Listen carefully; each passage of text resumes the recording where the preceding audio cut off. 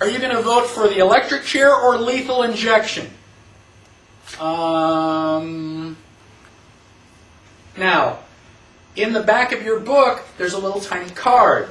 It's called the World's Smallest Political Quiz. One of the things that it does is to eliminate the fallacy that everything is left or right. There is also up and down. Now, Hitler was a totalitarian. Hitler wanted to control your mind and your money. You have no control. The state or the government has all the control. He's on the bottom of the little diamond shape. Now, the Democrats want to control your money, but not your mind. So they are on the left. The Republicans want to control your mind, but not your money. So they are on the right. If you are on the top, where you want to control your own money, you want to do your own thinking, then you are a libertarian. You believe that you are smart enough to spend your own money. You are smart enough to decide for yourself whether you want to read Playboy. Pornography is in the eye of the beholder. You're, adult, make your own decisions. So, stop thinking as everything left and right. Think of everything as two-dimensional, left, right, up, or down. Where do you want to be on the playing field? And you can answer these 10 simple questions, and it give you a score, and it will let you know basically where you stand. Now, let me give you a little anecdote that I developed to talk about the difference between the Republican Party with a capital R and a republic, which is a form of government, with a small r. Let's say that I walk into the room and I have a pet. And my pet is under my arm and it's going, bark, bark, bark, bark. And you say, what's your pet's name? And I say, my pet's name is Dog. Now, my pet is a dog with a small d, but I've also given him a name. And his name is Dog with a capital D. And so I take my dog with me. And so for several years, this dog is my pet dog. Now my dog dies. And I go out and I get a new pet. And I come walking into the room with a new pet. And I've got my new pet under my arm. And my new pet is going, meow, meow. And you say, what do you call your pet? And I say, I call my pet Dog. This is Dog 2. But I like the name so much I just kept the name. So now I call my pet Dog with a capital D. What is it? Is it a dog with a small d? No. The name has nothing to do with the animal. The Republicans with a capital R have nothing to do with the Republic with a small r. They've just kept the name. They are voting away all of your rights. Now, people say, well, I don't want to vote for one of the smaller parties because I don't want to waste my vote. I would rather vote for one of the guys that's going to win. And I'm going to ask you again, do you want to vote for Stalin or Hitler? Because those guys are going to win, they're going to get most of the votes. Is there anybody here whose mother did not ask them, if all your friends jump off a cliff, are you going to jump off too? Isn't that stupid? The definition of insanity is doing the same thing over and over again and expecting different results.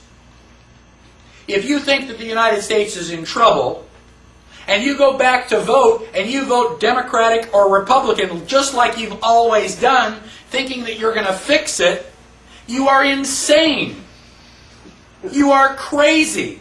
Call the men in the white coats, and we'll have them come and pick you up. If you want things to be different, you have to do something different. I don't care which party you vote for. I really don't. Just don't vote Democratic and don't vote Republican. Vote for anybody else. If you vote Democrat or Republican and 98% of the total goes to them, they go, well, things are the same. We got, the will of the people. They don't want anything to change. You say, well, yeah, but if I vote for the Libertarian, he's never going to win. Well, no, if you don't vote for him. But if you vote for him, and let's say he gets 20% of the vote, is he the president? No. But whoever is president is going to go, wait a minute, this guy got 20% of the vote. I'm going to go stand over there and do a little bit more what he was doing. They're going to have to pay attention to you. Have we ever had a socialist president? Well, nobody on the Socialist Party. We've never had somebody from the Socialist Party elected as the president. But they didn't have to. They just started the Socialist Party of America, and they just keep putting out all these ideas and getting votes. And so the Republicans and Democrats have both been becoming more and more socialist. How many people remember Franklin Delano Roosevelt? He may not have been on the socialist ticket, but Roosevelt was a socialist. He went to England, which is the center of all socialism in the world, and he learned to be a socialist. He got elected in 1932, and all of his New Deal is socialism. You like my dog? Meow, meow. Are you going to be fooled if I change the name? No. It's a cat. So then why are you so surprised when they call it the New Deal, and I go, it's socialism? How can you be fooled so easily? Any questions on the different forms of government or the different political parties? Now, on page 11, there are different implementations of those different forms of government. If I have a totalitarian government, it is a monarchy by definition.